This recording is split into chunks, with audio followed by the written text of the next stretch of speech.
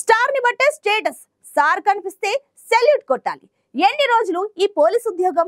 10th pass కానోడు కూడా politician అవుతున్నాడు. అలాంటిది మనం ఎందుకు కాకూడదు అనుకున్నారో ఏమో. ఆ జిల్లాలో కొందరు కాకీల మనసు ఖద్దర్ వైపు మల్లుతోంది. ఇప్పటికే 2 పోలీస్ అధికారులు ఖద్దరేసుకొని సక్సెస్ అయ్యారు. ఇప్పుడు ఇంకొందరు ఆ లిస్టులో చేరారు. అసలు ఆ జిల్లాలో పోలీస్ అధికారుల చూపు ఖద్దర్ వైపు ఎందుకు పడుతుంది? రాజకీయాలపై ఎందుకంత మోజు?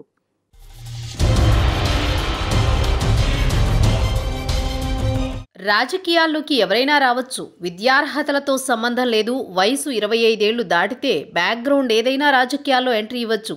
చివరికి నేర చరిత్ర ఉన్న నో అబ్జెక్షన్ అన్నట్లుగా సాగుతున్నాయి నేటి రాజకీయాలు. అందుకే కొందరు ప్రభుత్వ అధికారులు రాజకీయాల వైపు చూస్తున్నారు.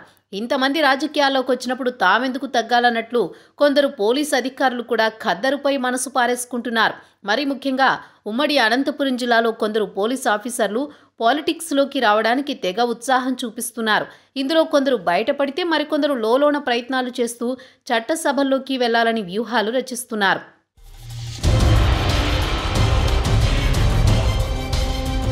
గబ్బర్ సింగ్ తరహా అసలు ఎందుకు వీరందరికీ రాజకీయాల వైపు మనసు మళ్ళింది అంటే దీనికి కొందరు ఇన్స్పిరేషన్ అని చెప్పాలి. కాకి వనంలోంచి ఖద్దరు ఫీల్డ్లోకి రావాలనుకునే వారికి స్ఫూర్తినిస్తున్న వారిలో ఎంపీ గోరంట్ల మాధవ్ పేరు ముందుగా చెప్పాలి. ఒకప్పుడు సీఐగా పనిచేసిన మాధవ్ ఉమ్మడి అనంతపురం జిల్లాలో అందరికీ సుపరిచితుడు. గబ్బర్ సింగ్ తరహా మేనరిజంతో పోలీస్ అధికారిగా ఉన్నప్పుడు చేసిన పనులు ఆయనకు ఒక ఇమేజ్ తెచ్చిపెట్టాయి. ఈ క్రమంలో ఆయన రాజకీయాల్లోకి రావాలని డిసైడ్ అయ్యారు. 2014 సమయం నుంచి రాజకీయాల్లో ఎంట్రీకి గోరంట్ల మాధవ్ ప్రయత్నించారు. చివరికి 2019 ఎన్నికల సమయానికి ఆయన కల నెరవేరింది. వైసీపీలో చేరి ఏకంగా ఎంపీ టికెట్ సాధించడమే కాకుండా భారీ విజయం సాధించి పార్లమెంట్లోకి అడుగుపెట్టారు గోరంట్ల.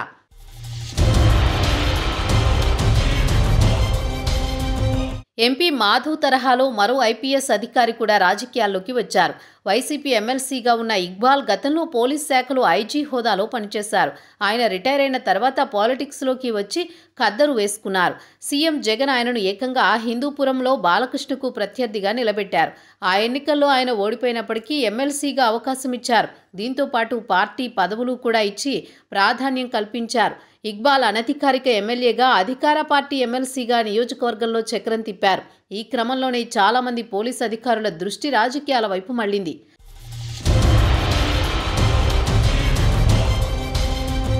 మడకశిర వైసీపీ అభ్యర్థిగా సీఐ శుభకుమార్ పేరు దాదాపుగా ఖరారైంది. శుభకుమార్ కూడా ఎస్ఐ స్థాయి నుంచి అనంతపురం జిల్లాలో పనిచేశారు. సీఐగా ఇక్కడే ప్రమోషన్ తీసుకున్నారు. మడకశిరలో చాలా రోజుల పాటు ఆయన ఎస్ఐ సీఐగా పనిచేశారు. మడకశిర ఎస్సీ రిజర్వ్డ్ నియోజకవర్గం కావడం, శుభకుమార్ కూడా అదే సామాజిక వర్గానికి చెందిన వ్యక్తి కావడంతో ముందు చూపుతో అక్కడ బలమైన పునాదులే వేసుకున్నారు. మొదటి నుంచి పక్కా ప్లాన్తోనే ముందుకెళ్లారు శుభకుమార్. ఆయన చేసే సేవా కార్యక్రమాలతో పాటు విభిన్నమైన మేనరిజంతో జనంలోకి బాగా వెళ్లారు. కరోనా సమయంలో కుటుంబంతో కలిసి ఒక వ్యక్తి బైకుపై వెళ్తుండగా చేతులెత్తి దండం పెట్టిన సంఘటన సోషల్ మీడియాలో బాగా వైరల్గా మారింది. నియోజకవర్గంలో అన్ని ప్రాంతాలపై గురిపెట్టి సీఐగా ఉన్న సమయంలోనే తనకంటూ ఒక ప్లాట్ఫామ్ సృష్టించుకోగలిగారు. ఆ తర్వాత కడప జిల్లాకు బదిలీ అయినప్పటికీ మడకశిర స్థానంపై గట్టిగానే ఫోకస్ చేశారట శుభకుమార్.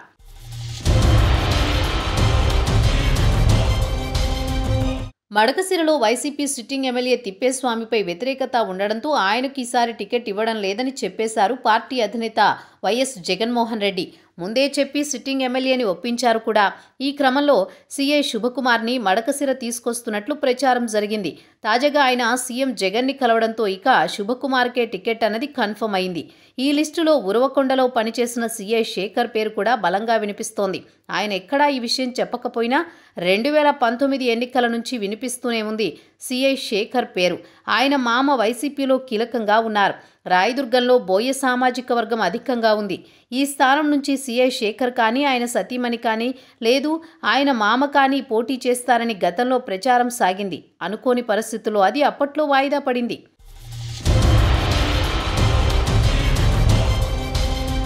కొన్నాళ్లు సైలెంట్గా ఉన్న అసెంబ్లీ ఎన్నికలు సమీపిస్తుండటంతో యాక్టివ్ అయ్యారు సీఐ శేఖర్. ఆయన టీడీపీ నుంచి కానీ వైసీపీ నుంచి కానీ పోటీ చేయాలని భావిస్తున్నట్టు సమాచారం. గతంలో ఎమ్మెల్సీ ఎన్నికల సమయంలో శేఖర్ పేరు బలంగా వినిపించింది. తాజాగా ఇప్పుడు ఆయన గుంతకల్లు రాయదుర్గం నియోజకవర్గంలో ఎక్కడి నుంచైనా పోటీ చేయవచ్చన్న ప్రచారం సాగుతోంది. కానీ దీనిని ఎవరూ అధికారికంగా నిర్ధారించలేదు. డిపార్ట్మెంట్లో ప్రస్తుతం ఆయన మెడికల్ లీవ్లో ఉన్నట్టు చెబుతున్నారు. మరోవైపు జిల్లా పోలీస్ వ్యవహారాల్లో కీలకంగా ఉన్న ఒక ఎస్ఐ స్థాయి అధికారి కూడా టికెట్ రేసులో ఉన్నట్టు ప్రచారం సాగుతోంది. ఆయనది కూడా జిల్లాలో బలమైన సామాజిక వర్గం కావడంతో 6 నెలలుగా ఆయన పేరు గట్టిగా వినిపిస్తోంది.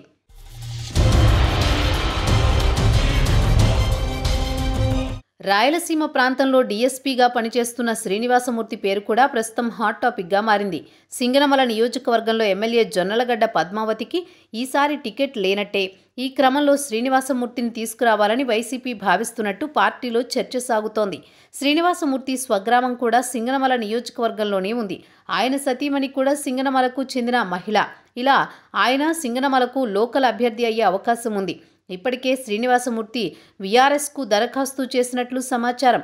కానీ వైసీపీ నుంచి ఇంకా గ్రీన్ సిగ్నల్ రాకపోవడంతో అది పెండింగ్లో ఉందనేది పార్టీ వర్గాల టాక్. వీరితో పాటు మరో 2 సీఐల పేర్లు కూడా గతంలో గట్టిగానే వినిపించాయి. అయితే అటు టీడీపీ అటు వైసీపీ నుంచి ఎలాంటి సిగ్నల్ రాకపోవడంతో ఎవరి ప్రయత్నాలు వారు విరమించుకున్నట్లు తెలుస్తోంది.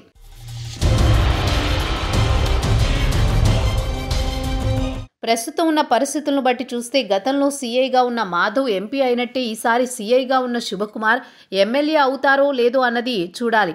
ఇక శ్రీనివాసమూర్తికి ఎమ్మెల్యే అయ్యే యోగం ఉందా లేదా, డీఎస్పీగానే సర్వీసులో కొనసాగుతారో కూడా చూడాల్సి ఉంది. ఇలా ఖాకీల మనసు ఖద్దరుపై మళ్లడం ఉమ్మడి అనంతపురం జిల్లాలో ఆనవాయితీగా మారుతోంది. అన్నింటికంటే ఆశ్చర్యం ఏంటంటే ప్రస్తుతం డబ్బుతో కూడిన రాజకీయాలుండడంతో సర్కారు కొలువులు చేస్తున్న అధికారులు ఏ విధంగా అంత ఖర్చు తట్టుకోగలరన్నది అర్థం కాని విషయం.